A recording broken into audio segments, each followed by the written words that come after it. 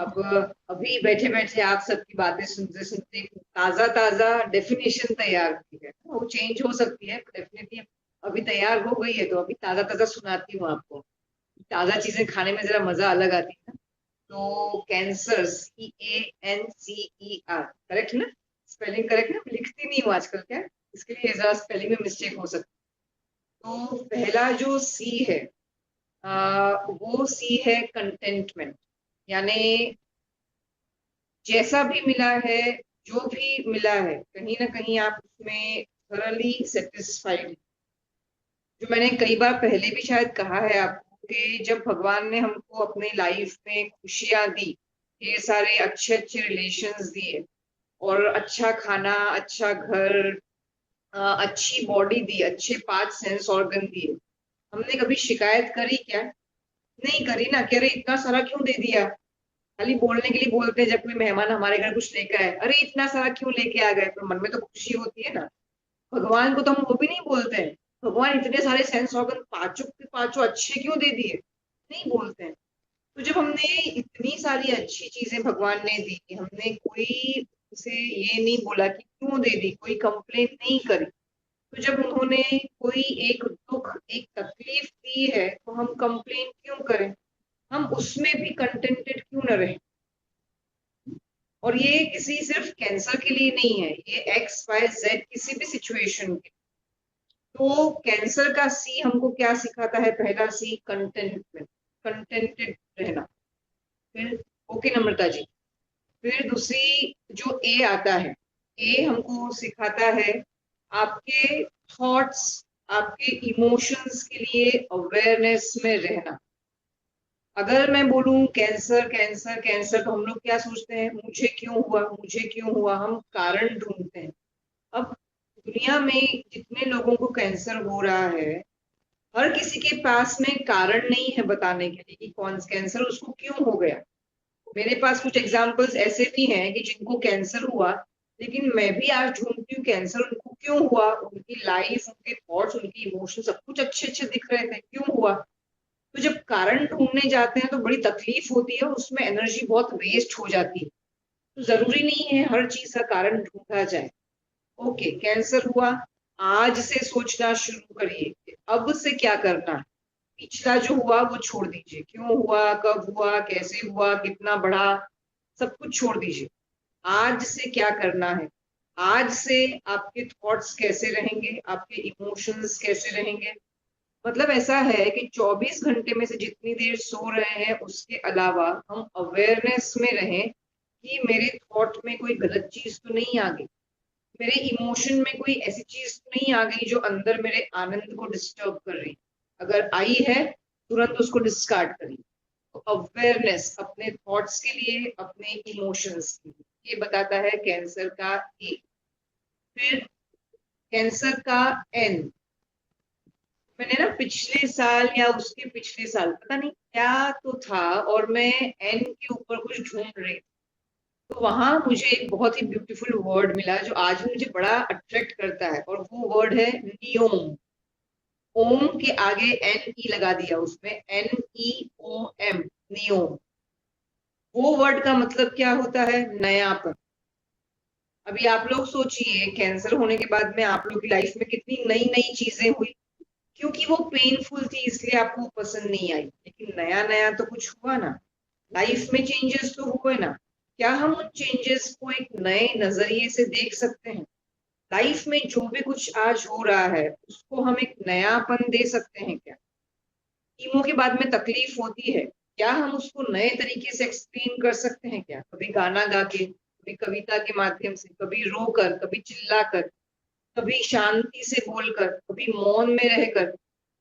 तो हर चीज, हर पॉसिबल चीज जो आप फील करते हैं, जो आप सोचते हैं, हर किसी में एक नयापन लेकर आइए, हर बार नयापन लेकर आइए। तो तकलीफ में भी हम नयापन ढूंढ रहे हैं, सुख में भी नयापन ढूंढ रहे हैं, दुख में भी नयापन ढूंढ रहे हैं। आज मैंने कार ली, पिछली बार जब कार ली थी तो मैंने उसके ऊपर हार पहनाया था, उसको मंदिर में ले गए थे, नारियल फोड़ा था। इस बार अब जब कार लूंगी ना, तो मंदिर मंदिर नहीं जाऊंगी, इस बार मैं अनाथ आश्रम जाऊंगी, वहां के बच्चों को बैठा के और राउंड लगवाऊंगी बड़ा। नियम। 5 एलिमेंट्स हर कहीं पर है, हर किसी के अंदर भगवान है। आप मंदिर में जाएं या अनाथ आश्रम में जाएं, तो आपका सुख हो या दुख हो, हर कहीं पर वो नियम फैक्टर लेकर आना। तो ये अगर हम लोग लेकर आ सकें तो हम अपनी लाइफ को बहुत इजी बना सकते हैं और लाइफ को एक अलग अंदाज से जी सकते हैं। फिर सी, तो सी जो विजय भवन ने मुझे याद दिलाया, क्रिएट हैप्पीनेस। तो सी जो है ये क्रिएट हैप्पीनेस। खुशी आपको नहीं मिलेगी, आपको दुख ऐसे ही मिल जाएंगे फ्री में, क्योंकि दुख जो है वो अमूल्य है। जैसे शिष्यास का गायत्री मुद्रा ग्रुप अमूल्य है, हम सभी के कंट्रीब्यूशन के कारण, सिर्फ मेरे वंदना जी के रेणु के कारण नहीं, हम सभी के इंडिविजुअल कंट्रीब्यूशन के कारण ये ग्रुप अमूल्य है, जिसका कोई मूल्य आंका नहीं जा सकता। बिल्कुल वैसे ही दुख भी अमूल्य है, इसलिए आपको फ्री में मिलता है, क्योंकि दुख जो चीजें हमको सिखाता है वो चीजें सुख नहीं सिखा सकता है। तो दुख अमूल्य है, लेकिन जो खुशियां हैं वो क्रिएट करनी पड़ती। तो अपनी खुशियों को क्रिएट करिए, छोटी छोटी खुशियों को क्रिएट करिए। मुझे याद है ये जो पेंसिल है ना, ये मेरे पास में पिछले कई सालों से चल रही है, लेकिन जब मैं स्कूल में थी तो मेरी पेंसिल की साइज कितनी होती थी, इतनी। यहाँ तक मैं अपनी पेंसिल्स को यूज करती थी, और वो मैंने कलेक्शन आज भी रखा है, 8 से 10 पेंसिल्स, इतनी छोटी छोटी साइज। वो आज भी मैं देखती हूँ, मुझे खुशी होती है कि अच्छा मैंने यहाँ तक पेंसिल को लेकर गई थी और मैं उसको मैनेज करती थी प्रॉपर, उसकी शार्पन की हुई नोक, उससे मैं लिख के अपने फ्रेंड्स को बताती थी। तो छोटी छोटी चीजों में, भले ही वो पेंसिल को शार्पन करना हो, पेंसिल को छोटा करके उसको यूज करना हो, कैसा भी हो, तो छोटी छोटी चीजों में हम लोग यदि खुशियां ढूंढ सकते हैं, तो उससे बड़ा कोई क्वालिटी हमारे अंदर नहीं हो सकती।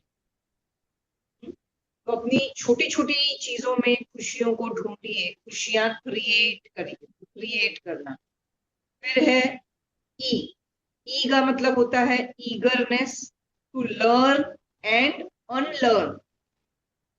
वो पातंजल ऋषि बोलते हैं कि जो भी कुछ चीज आप सीखते हैं, जो भी ज्ञान आप अर्जित करते हैं, कहीं ना कहीं आपको जाके उसको भूल जाना पड़ता है। तो जो चीजें आप सीख रहे हैं, नीलिमा जी किधर गई, पायल जी किधर गई, हाँ, आप और मैं, हम लोग एक ही कैटेगरी में आते हैं।